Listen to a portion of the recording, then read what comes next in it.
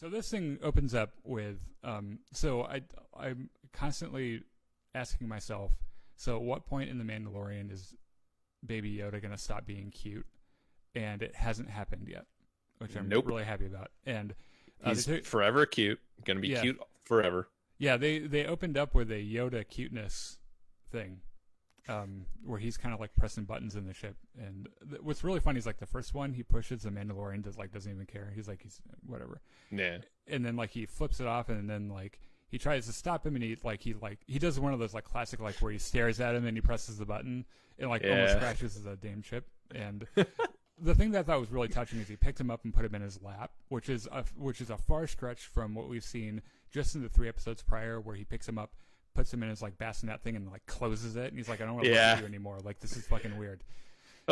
Two things. First, the egg is in the garbage back on whatever Carl Weathers' planet was called, and 2, we have gone full Mando Dad territory here. Oh yeah, he's into it. He's like balls deep in not in Baby Yoda, but like the whole like the whole idea of being like phrasing. Yeah. Think before you speak, please, Daniel. I didn't mean it like that. But he does seem to have embraced. You know, he's like, well, you know what? I'm already out of a job. I've killed everyone I know, so I might as well do the Baby Yoda thing. So, they go through. He's trying to find a planet for them to settle down for a couple months. So, it's super cute. Baby Yoda's on his lap, and they're like flipping through different things, and they pick something that looks good. No spaceports, no big civilizations, no population density or anything. It's just like this mostly unsettled wilderness. Yeah, I forgot. I guess the whole episode opens up with some really beautifully shot scenes of people we don't know. They're catching little blue shrimp. Yeah, and they're harassed by raiders, and like it's clearly in the Star Wars universe because there are droids and shit. And so you find out that that's the planet they're going to, wherever these people are. And which, by the way, if you're joining us for the first time, we're spoiling the fuck out of the Mandalorian. So if you haven't seen it yet, please go away, but like in a nice way. I don't mean forever. Like eventually come back and watch this. Just go watch episode 4, then come back. Yeah, it's only like 40 minutes. It won't take you that long. So they land. They go to a restaurant or wherever you eat food in Tavern. Star Wars. Yeah, I don't know, like a bar or whatever. Yeah. And he immediately notices a woman who is beefy as fuck. Who, if anyone has seen the first Deadpool or any of the other like action movies she's in, you recognize her as Gina Carano, this like brilliant female stunt actor. Like she is buff as hell. Yeah, I mean she kicked my ass. That's for damn sure. And I've never been a huge fan of her acting. But I tell you what, like there's something like when she does an action scene, you can't stop watching her because she's so kinetic. And it's like watching it's really special to watch her like do stunts and stuff. So anyway, he asks the owner, and he's like, who the fuck is that over there? Because we're trying to not be seen by anyone, and she looks like she's about to see us. And the barmaid or whatever she is like, I don't know, she's been here for like a week or so. And he's like, okay, well, I'll have soup. And then he looks over. No. He says, Baby Yoda will have soup. Yeah. I will have nothing. No soup for me, right. So he happens to glance over right after that, and Beefy Chick is gone. Just like pulls a complete Batman. And like it just is not there anymore. And so he goes to check it out. Steps outside, turns on his predator vision. So which is good. Yeah, we haven't seen that yet, I don't think. Like that, the ability to see like the infrared footsteps or whatever, that is kind of a neat thing. So he's following her footsteps around the building, and they suddenly stop, and he looks up, and Gina Carano comes falling off the building next to him, and they starts beating the crap out of him. Yeah, beating the ever-loving fuck out of him. And like, because I guess they're pretty evenly matched. Because like she obviously had the jump on him because he wasn't expecting her to rain down upon him. Yeah. And once he kind of got his bearings, he kind of like was able to acclimate himself a little bit, and it was a little bit more evenly tied. And they end up with guns pointed at each other. It's classic Wild West standoff, Yeah. both pulling a gun, pointing at each other. Yeah, and then Mandalorian's like, my dick is so hard. Do you want to come in here and sleep with me? Because that's the hottest thing that's happened to me in months. The best thing is that like little baby Yoda comes out and is yeah. kind of sipping soup, looking at him lying on the ground with the guns pointing at each other. They Yeah. both look at baby Yoda, look back at each other. Yeah, he's you like, want well, some soup? Yeah, we can't fuck in front of the kids, so let's go have some soup.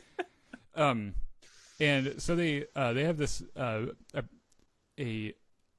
what I like to call an expositional conversation, where she kind of like explains who she is, and she mentions former rebellion shock trooper or something like that. Yeah, which is information we already know from details that have come out about the show, right? So the way that I like that it's written is that she doesn't like sit down and go off like a laundry list of things you need to know about her. Like it's pretty well written. She mentions the cleanup after Endor. You find out that she's not she's pretty used to a certain kind of work, and when she wasn't able to do that kind of work anymore, she just kind of pieced out. And it made me wonder. There's just something about how she was explaining the nature of her work changing to where she was like guarding diplomats and quelling riots, where it kind of made like it had this hint of like there were some things that I didn't feel good about that they were asking me to do, which I didn't know if that was like it's hard to tell what the New Republic is because we really haven't seen much of them at all, so we don't know what they're capable of or not. And they could be just as bad as the Empire. Right. We might not see very much of them because they kind of got blowed up in Episode 7. Yeah, spoiler alert, if you haven't seen Last Jedi yet. The entire Republic blows up. Force Awakens. Oh, yeah, you're right. Yeah, you're correct. So, so at the end of this conversation, she's like, look, I was here first, so fuck off. And she leaves, pretty much. Like, that's, that's the gist of it. And Mando Dad says, well, shit, I guess we gotta fuck off. And that's another thing I gotta say that I really appreciated about his character is that he is not needlessly his ego is not hurt as easily as other like typical Western heroes, or like John Wayne, if he got his ass kicked by a woman, he would never ever say to anyone that it happened. But like the Mandalorian, like I could see him like seeing someone he knows and be like, yeah, be careful because she kicked my ass. Like he doesn't seem like he's just needlessly he's not prideful. He's not needlessly macho about being it's because he's a true professional. He doesn't need to project an image about what he does. He just is kind of reputation alone. So no. What it is, the Mandalorian is a feminist. Yeah. Oh God, don't say that. SJW's in my Star Wars. Okay, I'm done. Oh no. I'm just like waiting for the chat to go. Okay. As like all tens of you that are watching. Yeah. So they go to the ship. He's like preparing something. He's working on something on the ship. I think they're about to take off probably. Yeah, they're going to take off to go find another planet. Yeah. Wait, I think his exact line is this planet was taken, so we need to go somewhere else. Yeah. So, enter stage right, Dumb and Dumber, on this like, I don't know, skiff thing. Yeah. And he's like, hey, there are orcs from the Lord of the Rings. They literally look like they're from the Lord of the Rings. We don't know how to fight them. And you are like a professional fighter. I guess they're not as nasty as the orcs from Lord of the Rings. I was going to say, I thought they kind of looked like pit bulls to me. Yeah. Like with the big snout and... Yeah, I mean, like, do orcs not look like pit bulls? They look... I suppose they look more like my mother than anything else. But anyway. Zing. So at first he's like, fuck off, we're about to leave, and you don't have enough money. Because they offer to pay him like this little like meager bag of credits, and he's like, you can't afford me. And he's like, well... They're like, well, shit, we have to go back to our farming village. And he's like, wait, you're from out in the middle of nowhere that takes a day to get to. Yeah. A village in the middle of nowhere, and nobody knows where you are. No one, except for these raiders who I could probably kill, so that doesn't even matter. And you have houses. Yeah, you have a place for me to stay, and someone presumably cooks there. All right, hang on. Give me those credits. Yeah. Goes talk to Gina Carano. Says, "Hey, come with me. We got a job." What is her name again? Because he at that point he knows her know. name. It doesn't matter because I feel like her that's such an anti-feminist thing to say, and that I didn't mean it like that, but the point of her she's the kind of person that wouldn't care if you knew her name or not, right? And I'll look it up. I can't remember because he says it. He just says it in one of those scenes. And so they have this temporary alliance. What's really funny is when he comes up to toss the credit, she's sleeping against a tree because that's what people like that do, I guess. And she tosses the credits at him, and she immediately has her blaster, and she's like, "I could fuck you up again, but you're kind of hot under there, I assume." And so they go out to this fishing village, blue shrimp fishing village or whatever it is. And so, to no one's surprise, the kids love Sweet Baby Yoda. Of course they do. Because everyone loves Baby Yoda. He's literally the cutest thing any universe has ever seen. And so they're very impressed. And long story short, he and Gina Carano do, they earn their money, and they kind of scout their perimeter a little bit. Yeah. And they discover that there's a giant footprint. And so you hear this thing at the beginning when these guys are being attacked, but you don't know what it is. You just hear, I knew what it was, by the way, because I know what those guns sound like, because that's how much of a fucking Star Wars nerd I am. However, I think the ordinary person would know what it was. And they're like, holy shit, this is an ATST, which are the chicken walker things. Yeah. And so they go back to the village and have this hilarious exchange. Look, you need to leave. Yeah, the Mandalorian's bad news. Sorry, you have to uproot your lives and go away now. And Gina Carano's like, okay, you suck at this. Let me try. And then she somehow does worse.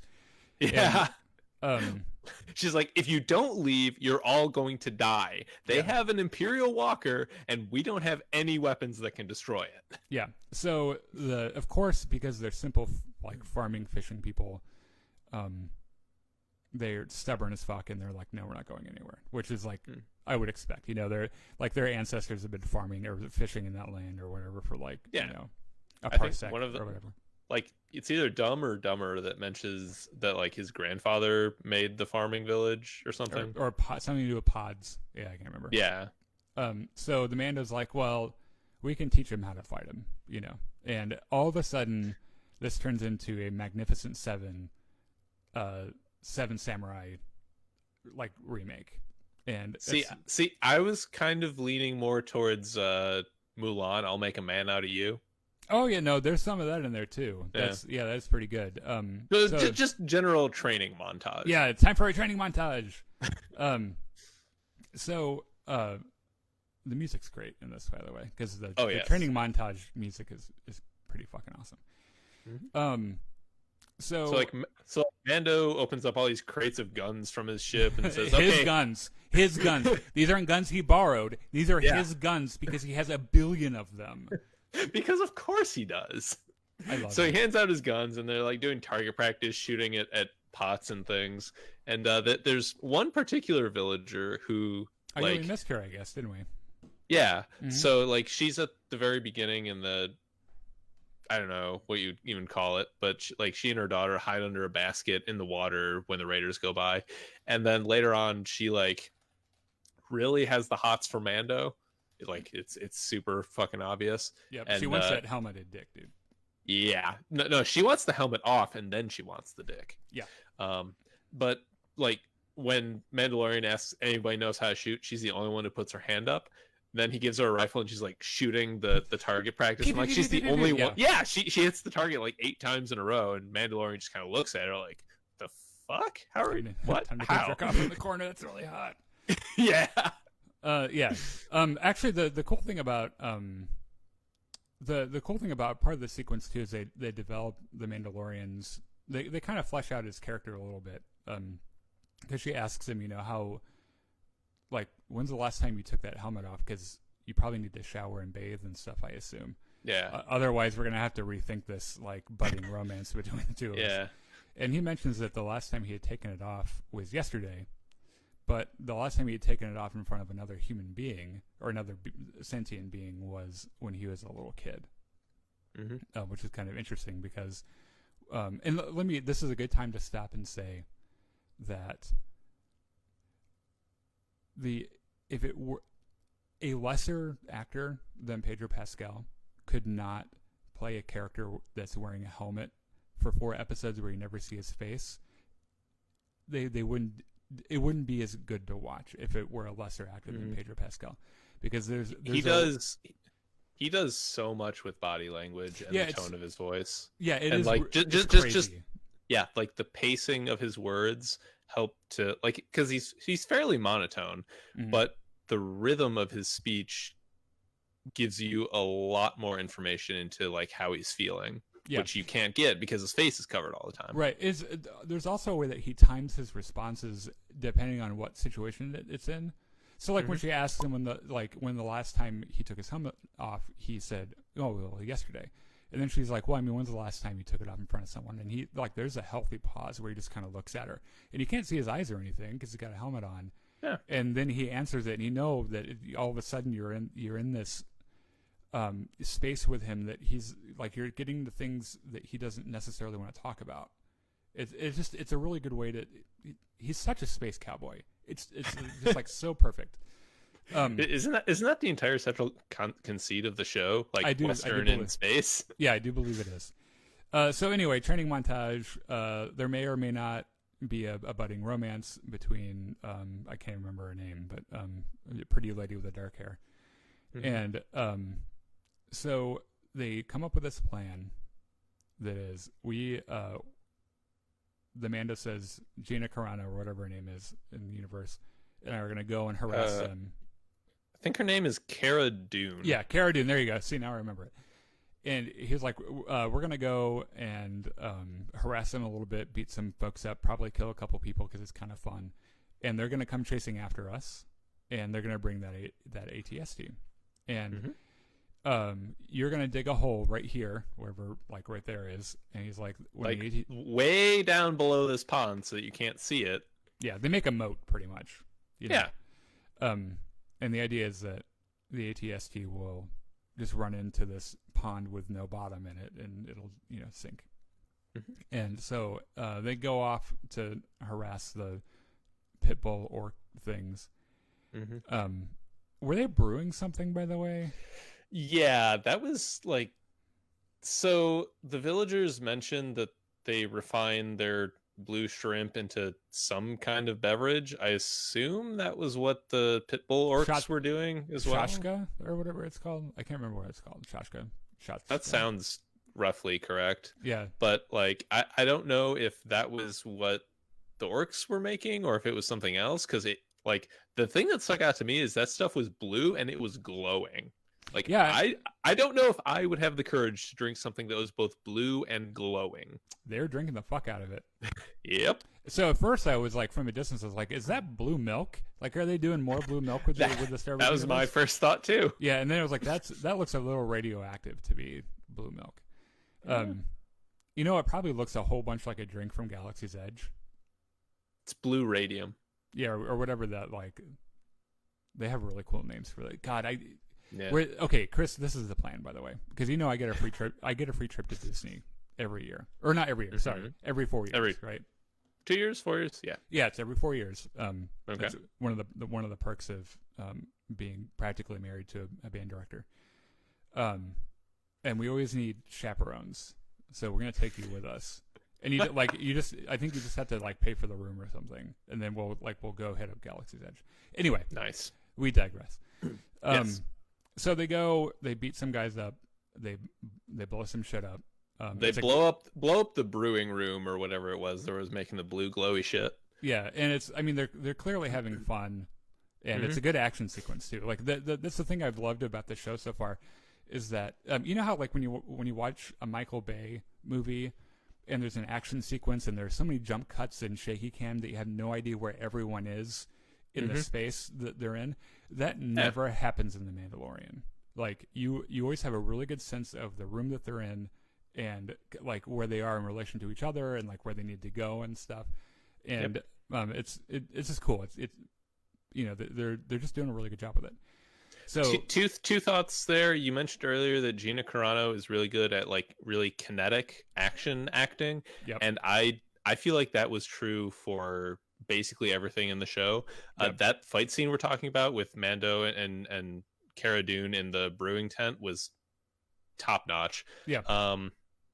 Number two, what I really, really like about action sequences in The Mandalorian so far is that they're not all one way. It's like the good guys don't always beat the crap out of the bad guys and emerge untouched. Like in the you're not even sure who the good guy is sometimes.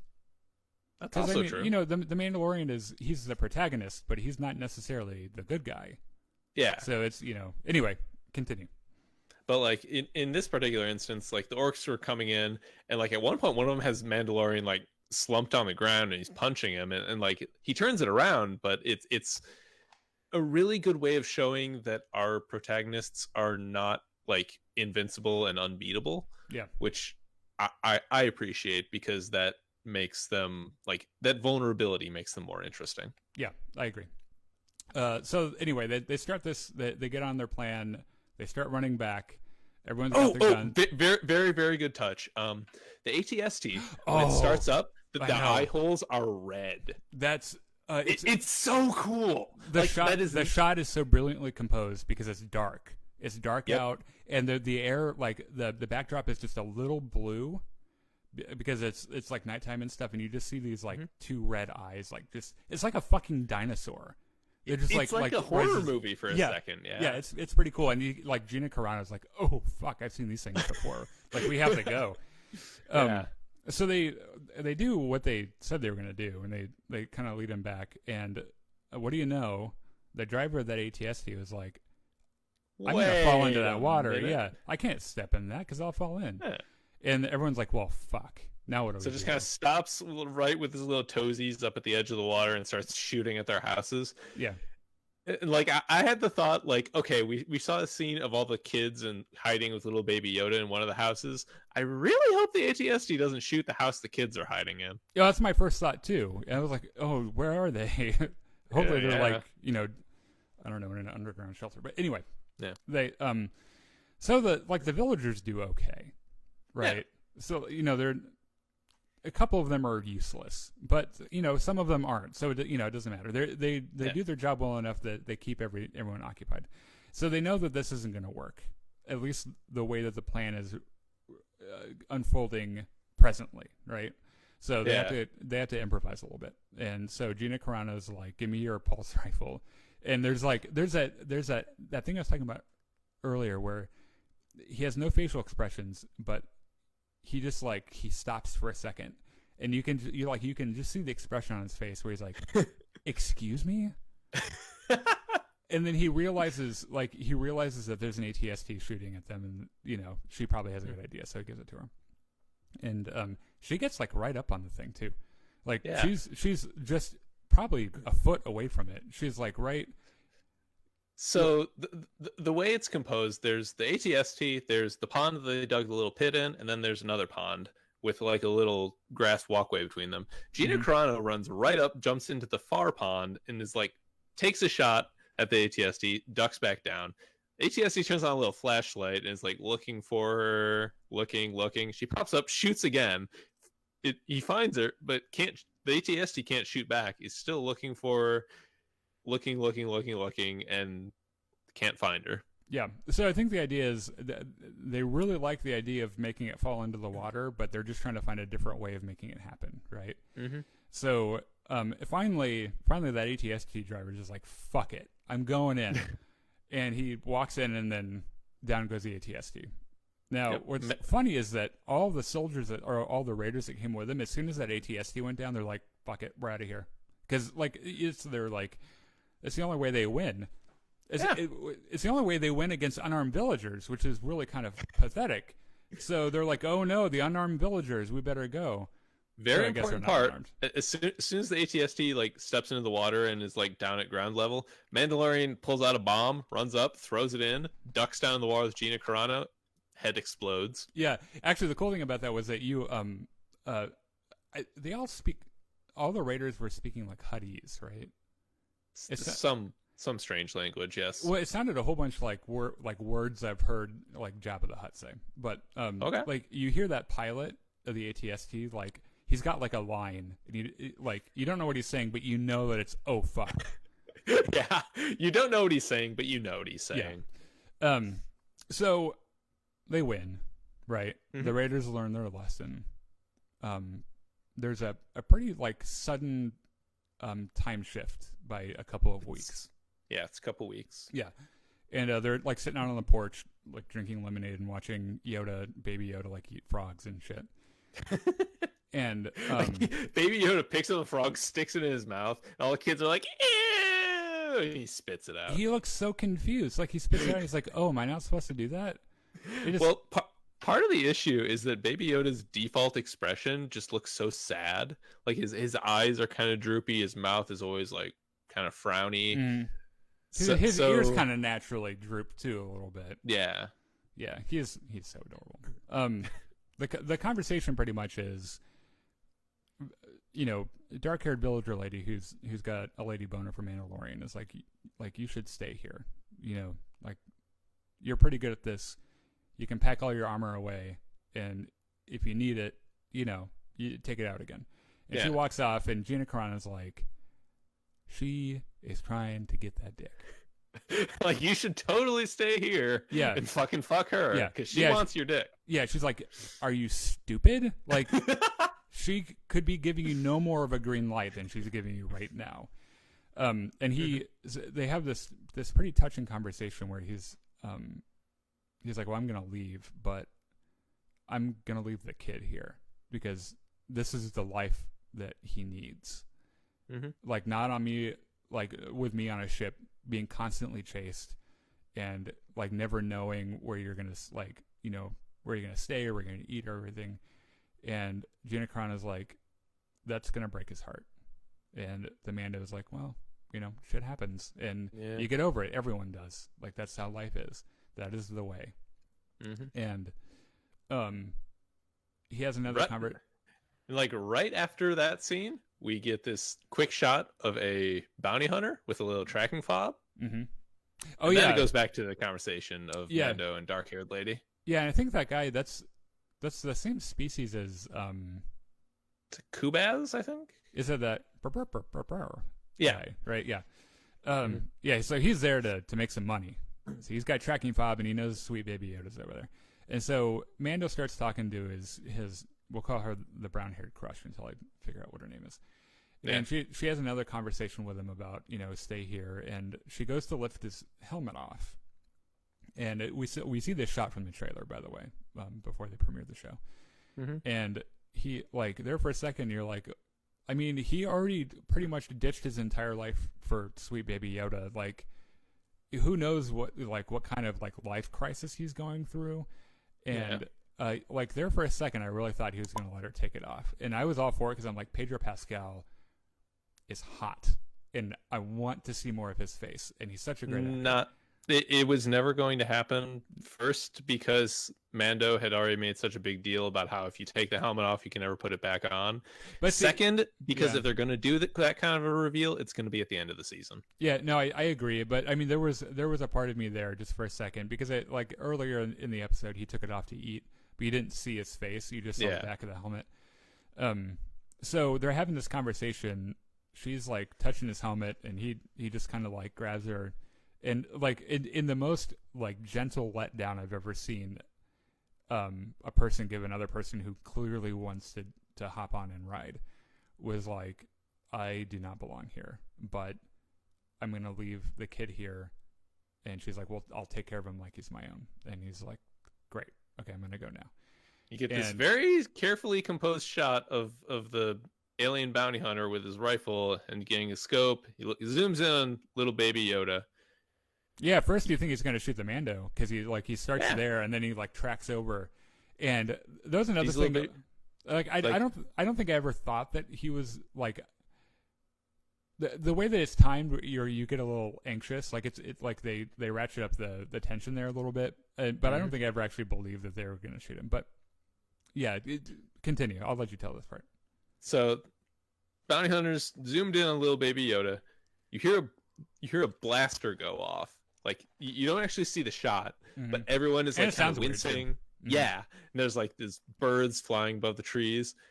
Then it swings back around. You see the bounty hunter. He just kind of falls off over. Dead as a fucking doornail. Right behind him is Gina Carano with a blaster. Yeah, she does like the like in my mind. I saw her do like the pistol flip thing. Yeah, It's like she blows on the barrel. It's like bam, and yeah, he's pretty fucking dead. And yep. So this obviously leads to the realization that sweet baby Yoda's safe nowhere. Like it doesn't matter where he is. And I think this is the first episode where they refer to him as a him. So I think that kind of settles the debate on his gender. Yep. And or the man who just has no idea how to identify the gender of that particular species. I mean, you just gotta pull up the robes and see, right? I mean, does Yoda have a penis? I don't know. And Aliens. is that even like? I don't know if I want to. Right, anyway, yeah, it just that kind of takes some of the magic out of it. All right, we're going too far afield. Anyway, yeah. So Mando realizes that Yoda can't stay here, so he takes Baby Yoda with him on the little boat Dumb and Dumber went to go find him on. And like he's like, bye-bye, I'm gonna go. And like all the kids are really sad to see little Baby Yoda go. Little Baby Yoda is like the most crestfallen thing in the world. His ears droop so low. His whole expression is just so mournful. But we did get a little scene with Mando and Cara Dune where they're like, yeah, okay, see you later. See you later. Yeah, they clearly have formed a mutual respect, and yeah, I don't know. It's maybe because this cliche has been done in films so much. There's a part of me that's conditioned to expect there to be some weird love triangle.